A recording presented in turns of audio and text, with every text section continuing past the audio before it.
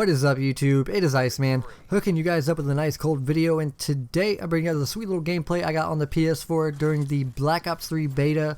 And yes, I'm solo because I have no friends on PS4, so if you guys are on PS4, be sure to add me at ICEMANX90XoTV. That is my gamer tag. I will put it in the description down below. But anyway, guys, today I'm going to be comparing the Xbox One and the PS4 betas.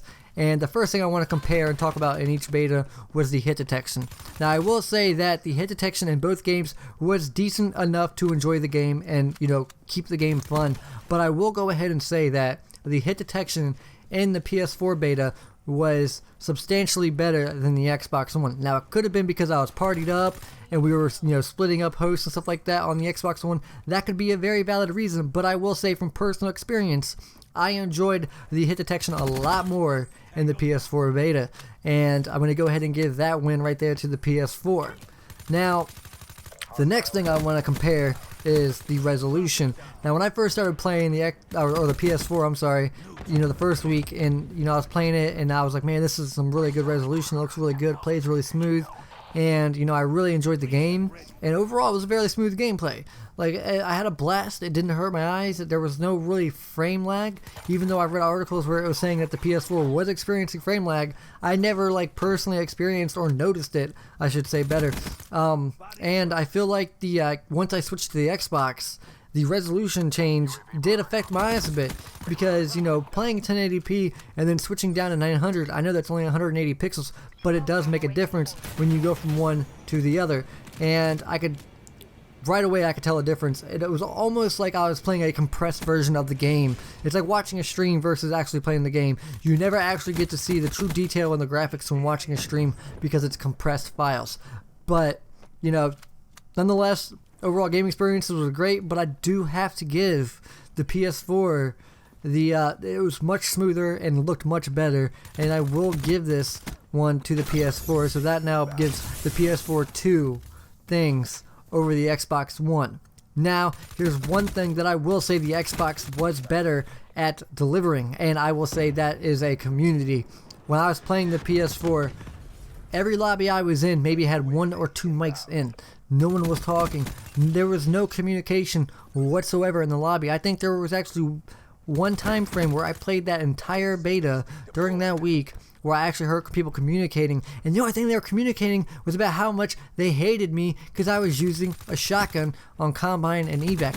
Literally the only time I ever heard people conversate on the PS4, to where on the Xbox I ran into people talking all the time, people conversating about how much they enjoyed or disliked and what they liked and what they disliked in the beta and stuff like that. And it was really nice and really neat to see that, because I didn't get to hear any opinions on the game in the PS4, and it would have been nice to hear what everybody thought of the game. I like hearing people talk about the game that I'm currently enjoying and that they are currently playing, and I get to hear none of that. So I will say the Xbox One is going to go ahead and get the +1 on that one, guys.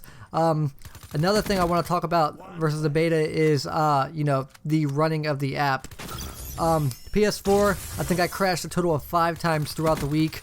That's not even one time a day if you average it out.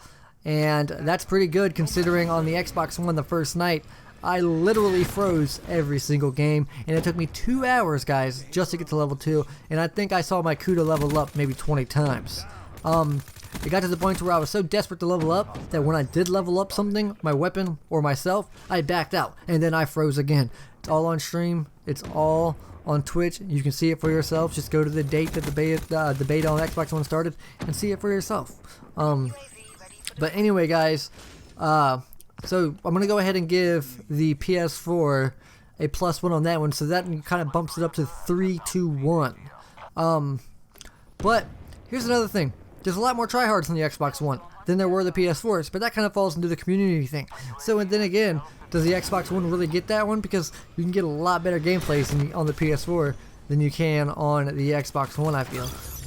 That could be a lie, it could be wrong, I don't know, but I have no friends on the PS4 right now, so I can't really give a fair judgment on that. All I can really do is, commentate on the community that's already there, and like I said, the community was very, very lacking on the PS4 side, and it was a huge disappointment. Another thing I want to go ahead and compare before I end it is the load times of the app itself, the beta app.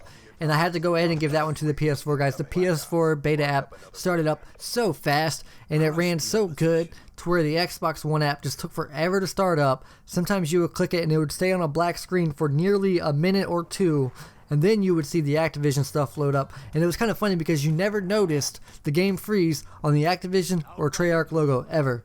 But hey, I'm out of here, guys. Hope you guys enjoyed the beta as much as I did. I'm out. Peace.